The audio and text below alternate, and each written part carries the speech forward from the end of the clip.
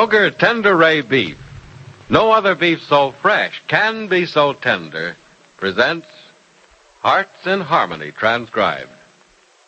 K is for Kroger. C is for cut. B is for beef. KCB means Kroger cut beef. And Kroger cut beef means more meat for your money. Remember that fact, ladies. Remember that Kroger cut beef gives you more meat, less waste. And for this reason. Before the meat is weighed and priced, the Kroger method of cutting beef removes excess bone, excess waste, and stringy ends. Yes, that's before the meat is weighed and priced. And listen, you get the top U.S. government grades of beef. Yes, sirree. It's tender, juicy, rich red, and marbled with just the right amount of flavory fat. So you get better value in top-grade beef. Let's take a Kroger cut chuck roast as an example. Before the roast is weighed and priced, the Kroger method of cutting beef removes excess waste and stringy meat. You're bound to get a better value because you get more solid meat, only a minimum of bone. No matter which you prefer, steak or roast, you receive more meat, less waste in Kroger cut beef. But make that discovery for yourself. Visit your neighborhood Kroger store and get Kroger cut beef. It gives you more meat for your money. And now, Hearts in Harmony. Nora Williams' 18th birthday party was a gay and festive thing, but only for a brief while. Jim Martin, estranged and reportedly dead husband of Penny's friend Peg Martin, put in a sudden appearance with a gun in his hand. It is early the next morning, and Penny's mother, Grace, sits in a hospital corridor. Johnny Keith is with her. Oh, Johnny, they won't even let me go into her room and look at her. Why won't they? Well, they have their reasons, Mrs. Billings. Penny was badly wounded. And it won't do her any good if you do see her. She's still unconscious. I know. But if I could just sit by her bed. Yeah, I know how you feel, Mrs. Billings, but you can do just as much good sitting out here. Inside, you'll only be in the way. They'll call you if they need you. Johnny, I couldn't listen when the doctor was talking about her. Is she going to be all right? You want the truth, don't you? Of course. Well, the doctors don't know yet. Penny's fever is very high. They can't get the bullet out yet. Oh, no, Mrs. Billings. You don't want to do that. You wanted the truth, and that's it. Here, you can look at it this way. There's just as much chance that she'll be all right. I'm sorry, Johnny. Can't help it. I'll behave, though. Starting right now. Look, want to go out for a cup of coffee? No, I couldn't swallow anything. My throat's too tight. Maybe you'd like to lie down, try to sleep. No. I'll stay right here. You go down for coffee if you want to. No, I'll stick here. Thanks. I need somebody around. Well, it's the least I can do. But, Johnny, you can't stay here all day. Well, I'm going to, though. But you were here almost all night. You don't understand, Mrs. Billings. You were in the kitchen when it happened. I wish I hadn't been. Things might not have happened the way they did. Oh, I'd much rather it would have happened to me instead of Penny. Johnny, why did it happen to Penny? Well, that's what I was getting at. That's what I meant when I said you don't know what happened. And why I'm going to stick here till she's all right. What do you mean? The others will tell you. Jed and Freddie. Well, maybe not Freddie. He was busy with this fellow Martin, too. But Jed, Nora, Barry, Peg, Mr. Williams, and all the others will tell you it's my fault that Penny was shot. No, Johnny, that's not true. It was this Martin person who had the gun. Yeah, he had the gun, but I knocked his arm just as he fired it. That's why the bullet hit Penny instead of Peg. That doesn't make the fault yours. It doesn't? Well, if I hadn't hit Jim Martin's arm, Penny wouldn't have been hit. But Peg might have been hit and killed. Well, Peg herself would rather have had it that way than the way it turned out. No, Johnny. None of us would have wanted that to happen, no matter which of us was hurt. And don't blame yourself because Penny was wounded. It's one of those strange accidents. You know, I've always said everything happens for a reason. And I've got to think that now, too. Penny was hurt because I hit Martin's arm and turned the pistol toward Penny. If I'd grabbed his arm and moved it up instead of just knocking it to one side, no one would have been hurt. You don't know how I feel, Mrs. Billings. I feel as if Johnny, you mustn't feel responsible. No one at all is really to blame. Certain ways we can't even blame Peg's husband. He didn't intend to hurt Penny. He intended to kill his wife. But if Penny doesn't... Well, if she doesn't recover, Martin will face a murder charge just as if he'd shot Penny voluntarily. Oh, let's not talk about that, Johnny. Retribution isn't going to help matters if Penny dies. I know. And if you all turn against me for this, I won't blame you. Johnny, you've got to stop blaming yourself for this. I won't have it. None of us will. Jed told me a little bit of what happened, and he didn't blame you. All he said was that Peg would have been killed if you and Freddie hadn't done what you did. Yeah, I know. You're all going to be nice about it. But if you want to have a secret resentment toward me, it's all right with me. Oh. It seems to me the last year I've done nothing but hurt Penny. First by breaking her heart, and now this. Mrs. Billings, maybe you'll forgive me someday, but I know I'll never forgive myself. I'll always... Johnny, here you are trying to comfort me when you're the one who needs comforting. I don't deserve comforting, Mrs. Billings. I ought to have my head examined. Uh-oh. Doctor's coming out of Penny's room. Oh, maybe he'll let me see her now. Yeah, maybe. I hope so. Now, you get hold of yourself, Mrs. Billings. Uh-huh. If things aren't right, remember what you said about things happening.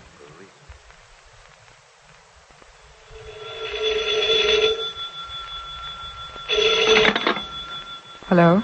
Hello, who's this? This is Peg. Peg Martin. Oh, Peg, this is Johnny Keith. Oh, Johnny, how is she? Well, she's still in a coma, Peg. Johnny, she isn't worse, is she? No, just about the same. Mrs. Billings and I just talked with the doctor. That's why I'm calling. He said he won't know anything until tomorrow. We'll just have to wait out the day and the night. Oh, how awful.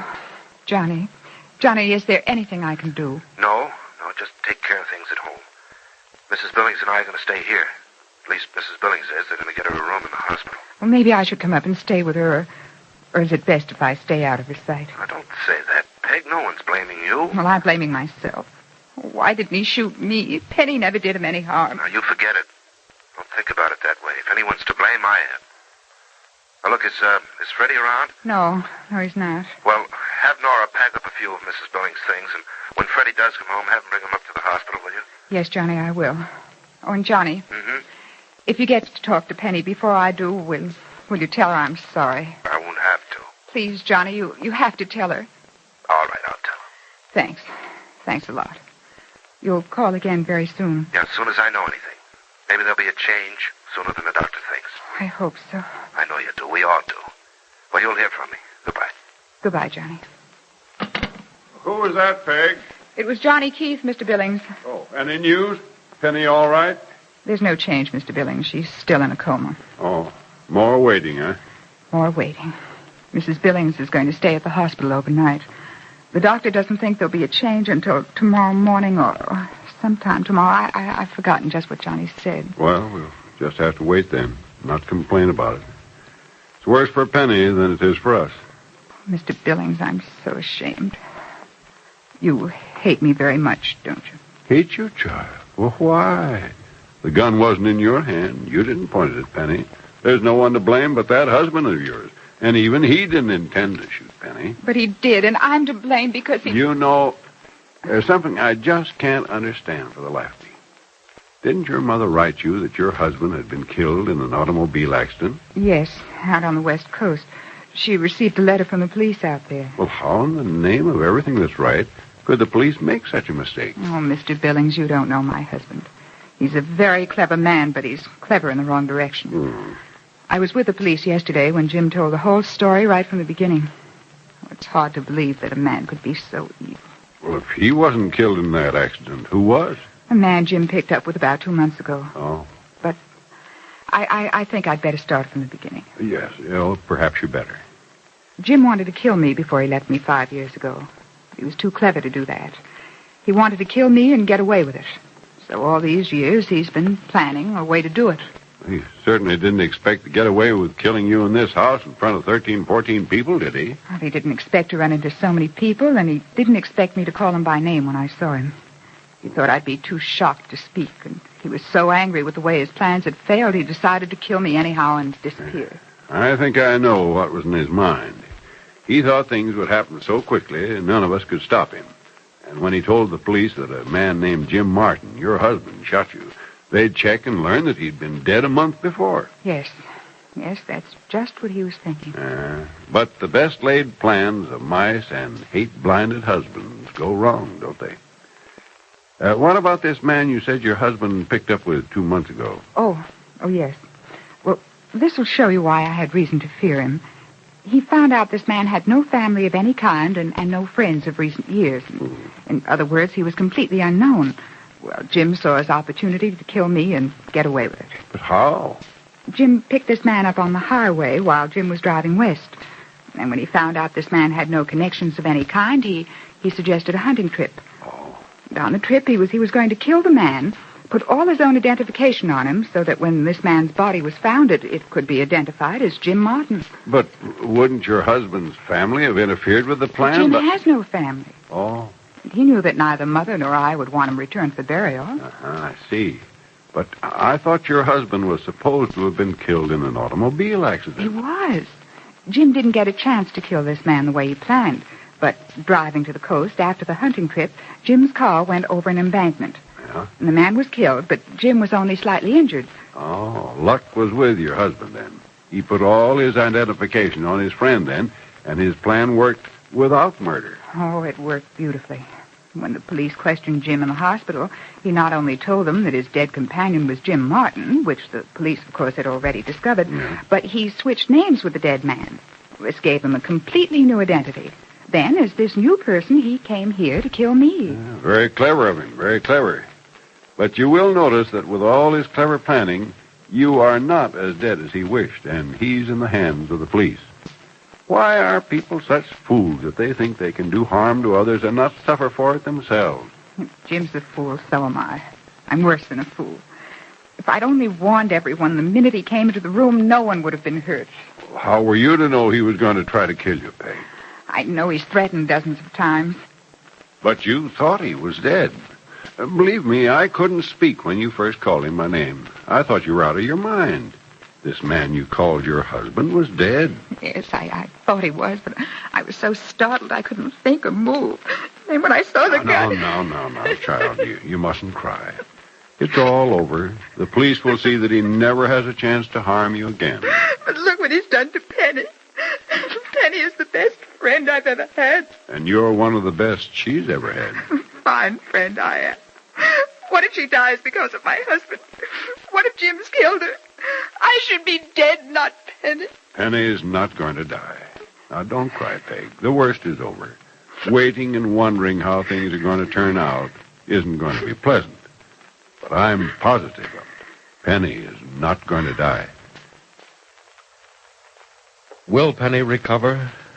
Or has Jim Martin's diabolic plan to murder his estranged wife cut short the life of beautiful Penny Gibbs?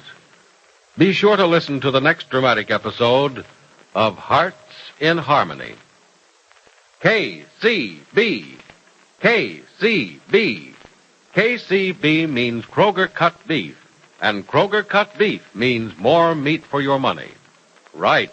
Kroger cut beef gives you more meat, less waste, because before the meat is weighed and priced, the Kroger method of cutting beef removes excess bone, excess waste, and stringy ends.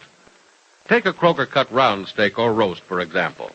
The Kroger method of cutting beef removes excess waste and stringy meat before the steak or roast is weighed and priced. You get a minimum of bone, and you get top U.S. government grades of beef. Beef that's tender, juicy, rich red, and marbled with just the right amount of flavory fat. But visit your neighborhood Kroger store and see for yourself. Remember, whether you buy a steak or a roast, Kroger cut beef gives you more meat for your money. Ladies, make plans right this instant to visit your neighborhood Kroger store, the only place you can buy Kroger cut beef. Surprise and delight your family with a delicious and juicy steak or roast. And remember, in Kroger cut beef you get more meat for your money, because the Kroger method of cutting beef gives you more meat, less waste. Get Kroger cut beef right away at your neighborhood Kroger store. Be sure to join us again tomorrow, same time, same station, for another thrilling transcribed chapter of Hearts in Harmony.